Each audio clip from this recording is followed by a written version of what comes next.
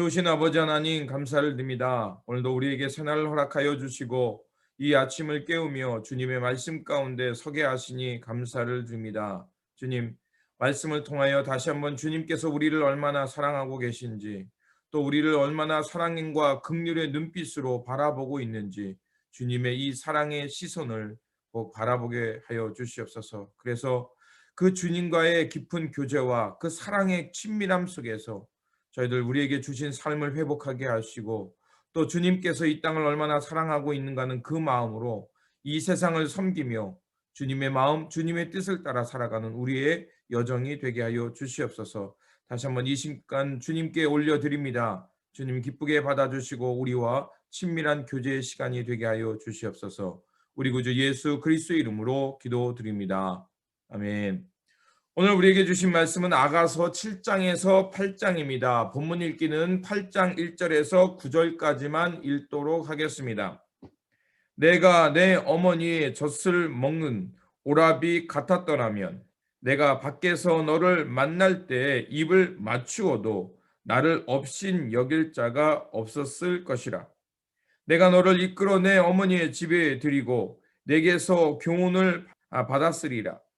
나는 향기로운 술 곧 석류즙으로 내게 마시게 하겠고 너는 왼팔로 내 머리를 고이고 오른손으로는 나를 안았으리라.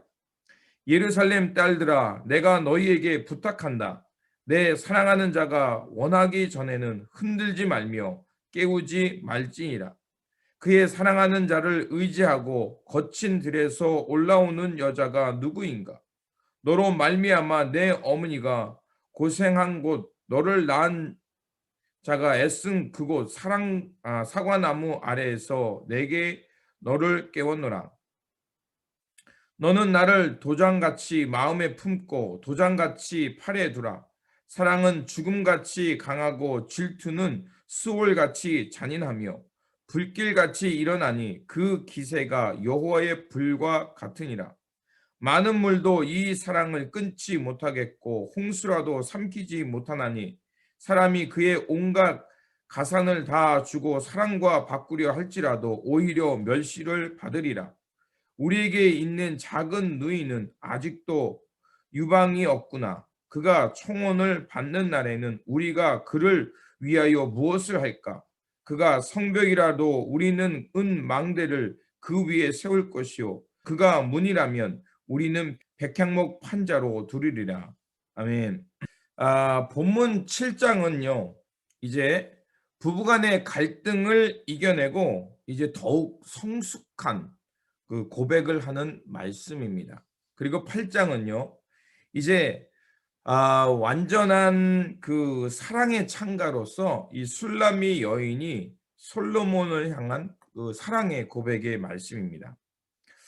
먼저 7장을 좀 살펴보도록 하겠습니다. 7장은 솔로몬과 술람미 여인의 관계가 회복되자 이제 솔로몬이 신부의 아름다움을 여러 가지 비유로 설명하는 말씀입니다. 그래서 1절에서 9절을 보면 솔로몬이 여러 가지 시적인 언어를 통해서 술람미 여인, 자신의 아내의 육체의 아름다움을 정교하게 묘사하고 있는 것을 알 수가 있습니다.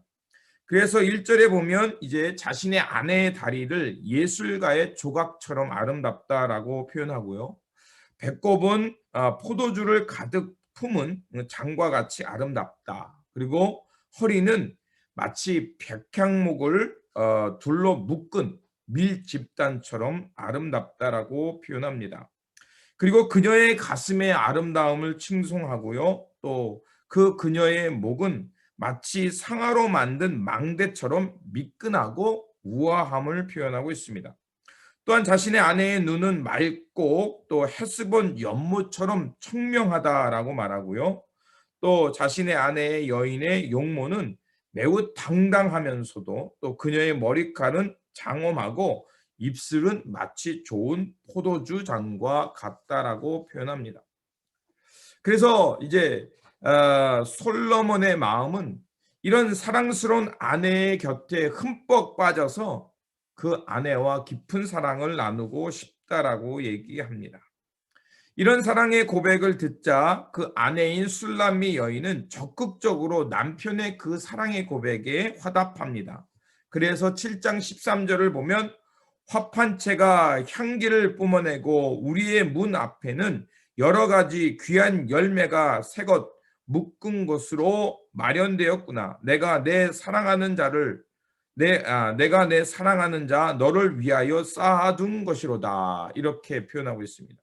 그러니까 화판채라는 것은 아마 고대 이스라엘에서 이제 이 성욕을 일으키는 아주 향이 가득한 것을 상징하는 식물이라고 합니다. 이 화판채는 우리가 알고 있는 대로 창세기 30장 14절에 그 레아의 큰아들인 루벤이 들에서 그것을 따다 어머니에게 바치죠. 그러니까 레아가 그것을 부러워해서 이제 자기 남편 이제 야곱, 물론 이제 둘 다 남편이지만 이제 야곱이 레아를 더 사랑했으니까 이제 레아하고 가까이 있으니까 내가 남편을 당신한테 보낼 테니 그 화판채를 내게 달라고 청하는 말씀이 바로 창세기 30장에 나옵니다. 이처럼 이제 화판채라는 것은 부부의 관계를 좀 이게 증진시키는 어떤 식물이었던 것 같습니다.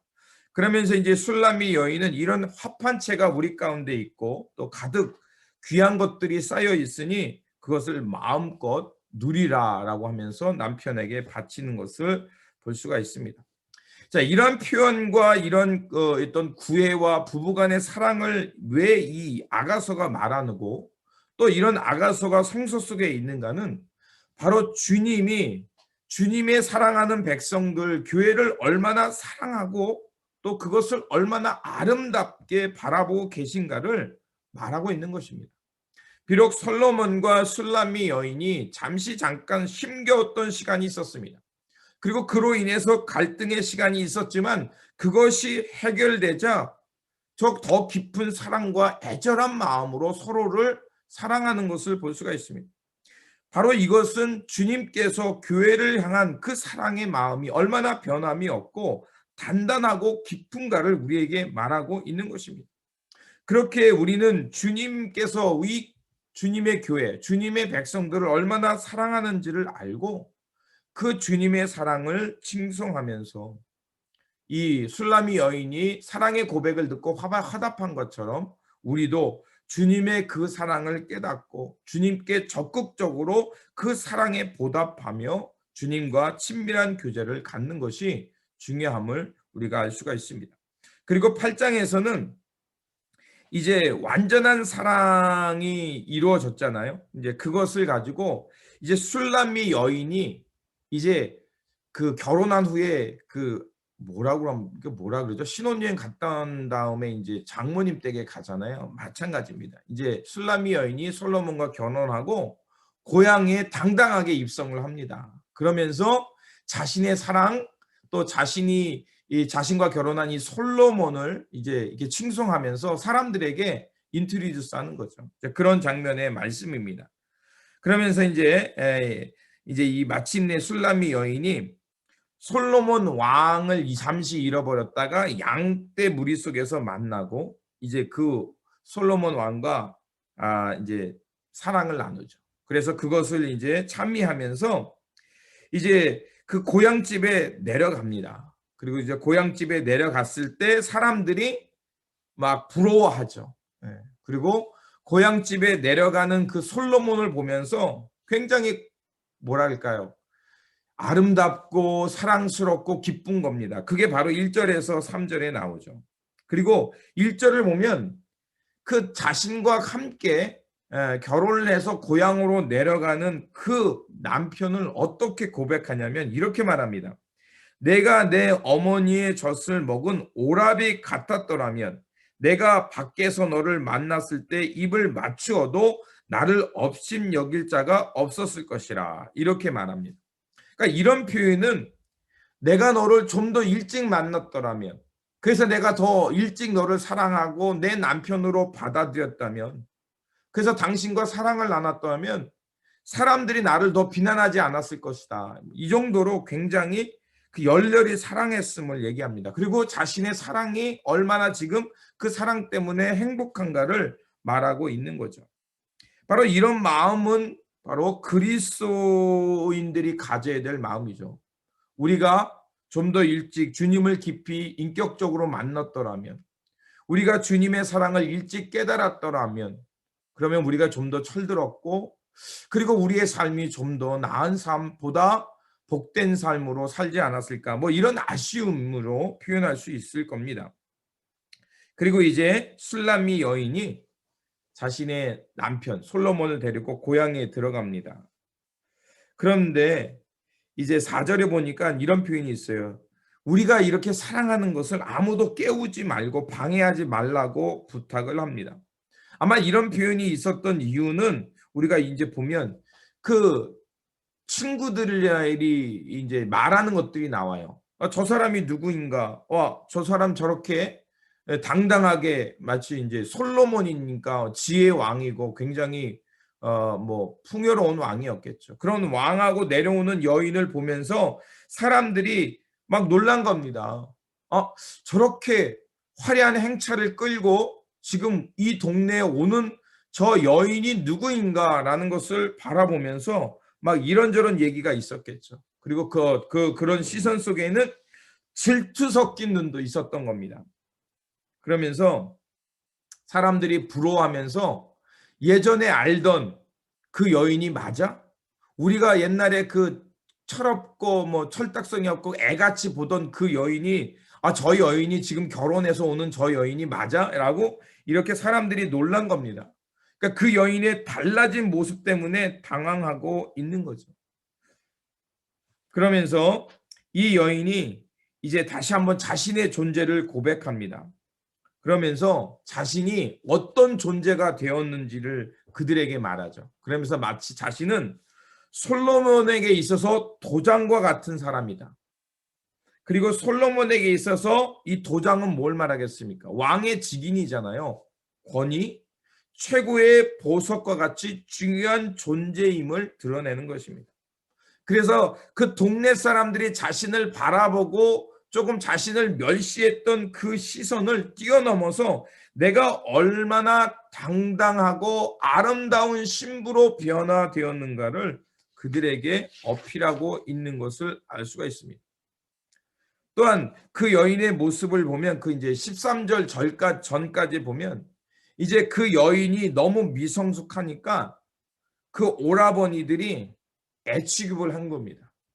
그리고 아직 어리니까 오라버니들이 성벽을 쌓고 또 백향목으로 판자문을 만들어서 사람들이 오는 것을 차단했던 것입니다. 그런데 이제 솔로몬과 결혼하고 어엿한 왕비가 되어서 아름다운 모습으로 행차하는 것을 보면서 사람들이 놀란 겁니다. 예전에 오빠들이 미성숙하다고 얕잡아보고 또 아직 애라고 애 취급했던 그런 사람들에게 완전히 존귀한 존재, 고귀한 존재가 변화가 되어서 지금 자신들에게 나타나고 있는 그 술람미 여인을 지금 이야기하고 있는 것입니다. 그리고 술람미 여인이 자신에게 있는 그 200세겔까지도 바친다는 말씀이 나오거든요. 그러니까 이걸 통해서 볼 수 있는 것은 지금 술람미 여인이 살고 있던 그 땅은 솔로몬의 포도원이었고 솔로몬의 소장민으로 일하던 사람들이 사는 동네였던 겁니다. 그런데 그래서 솔로몬에게 자신이 포도원의 1년치 농사를 마치면 1000세겔을 바쳐야 되는, 그리고 자신의 나머지를 자신의 소유로 하는 이런 소장농이었는데, 그런 소장리로 살던 그 동네에 포도원의 주인이었던 솔로몬을 남편으로 맞이해서 지금 그 동네에 온 것입니다. 이렇게 당당하게 입성을 하자 이 술람미 여인은 자신에게 있는 200세겔의 이 목도 솔로몬에게 바치겠다고 표현합니다. 이것은 뭐냐면 자신이 가지고 있는 것을 전부 솔로몬에게 주어도 아깝지 않다는, 당신이 얼마나 고귀하고 사랑스러운 존재인가를 고백하는 것입니다. 좀 어떻게 보면 사랑의 표현치고는 좀 시적이지 않다, 너무 물질적이다라고 볼 수 있지만 그만큼 이 술람미 여인은 솔로몬에게 헌신적이고요, 그 사랑에 무엇이라도 다 주어도 아깝지 않다라는 그 사랑을 표현하는 것입니다. 그리고 바로 이제 아가서 8장 14절에서 이제 그 절정에 이르는 거죠. 이렇게 이제 사랑스러운 남편을 향해서, 솔로몬을 향해서 14절에 이렇게 말합니다. 내 사랑하는 자야, 너는 빨리 달리라. 향기로운 산 위에 있는 노루와 같고 어린 사슴과도 같아라 라고 얘기합니다. 이 표현은 뭐냐면 잠시 잠깐이라도 떨어져 있는 것이 싫은 거예요. 그 정도로 빨리 마치 산에 있는 노루와 사슴처럼 빨리 달려와 나와 사랑을 이루자, 사랑을 말하자, 사랑을 나누자라는 이런 외침으로 끝이 납니다. 이런 표현들은 결코 한순간도 이별하기 싫다는 거고, 어떠한 고난과 사람들의 따가운 시선이 있다 할지라도 우리의 사랑은 완전체를 이루며 또 이 더 단단하고 깊은 사랑을 만들어 가자라는 표현을 말하는 겁니다. 이런 간절한 사랑, 그리고 잠시 잠깐도 떨어져 있기 싫어서 속히 내게 오라는 이런 고백은 좀 성서적으로 보면 뭘 말하겠습니까? 주님이 우리 가운데 속히 오는 것을 갈망하는 마음으로 표현할 수 있잖아요. 그것은 바로 요한계시록 22장 20절의 마지막 절이 이렇게 되어 있습니다. 내가 진실로 속히 오리라 하시거늘 아멘 주 예수여 오시옵소서, 이렇게 하고 요한계시록이 끝나거든요.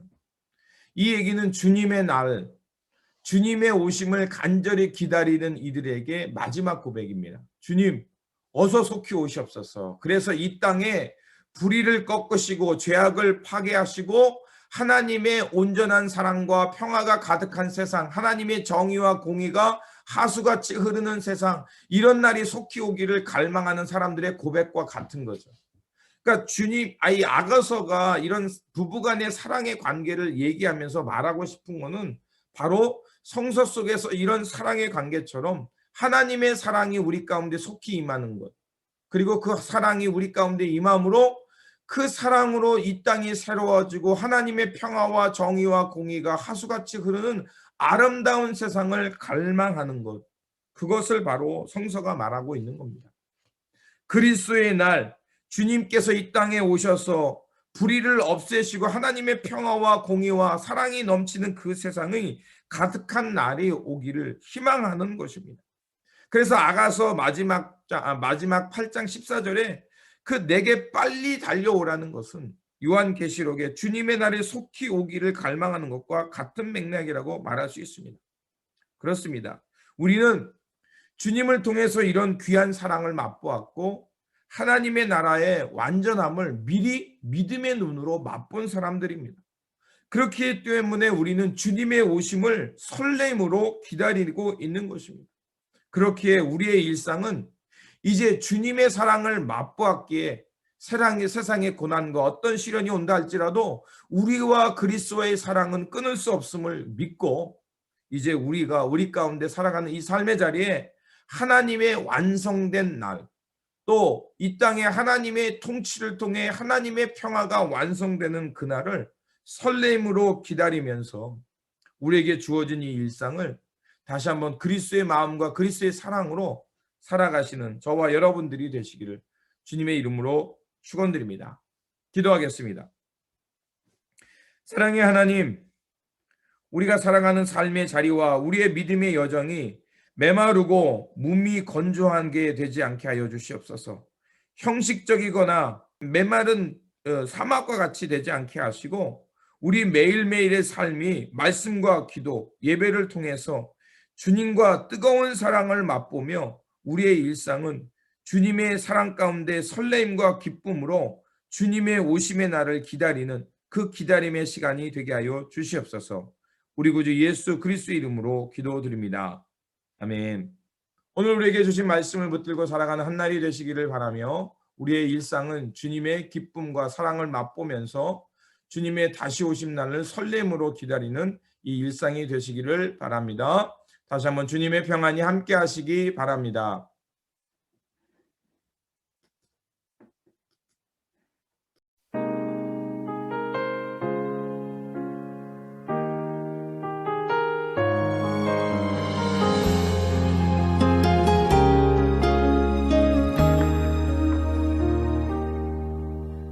천 번을 불러봐도 내 눈에 눈물이 멈추지 않는 것은 십자가의 그 사랑.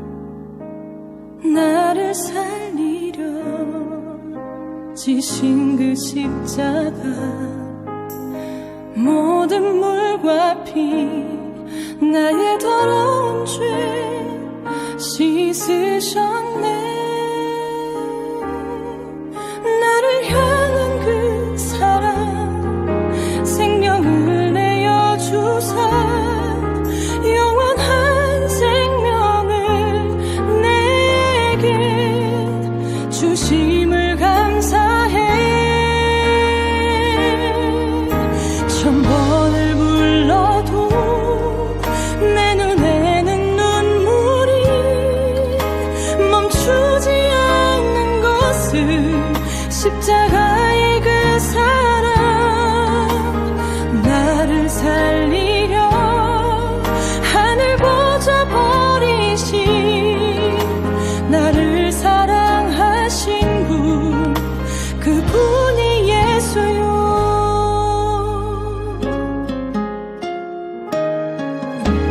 천 번을 불러봐도 내 눈에 눈물이 멈추지 않는 것은 십자가의 그 사랑. 나를 살리려 지신 그 십자가, 모든 물과 피 나의 더러운 죄 씻으셨네.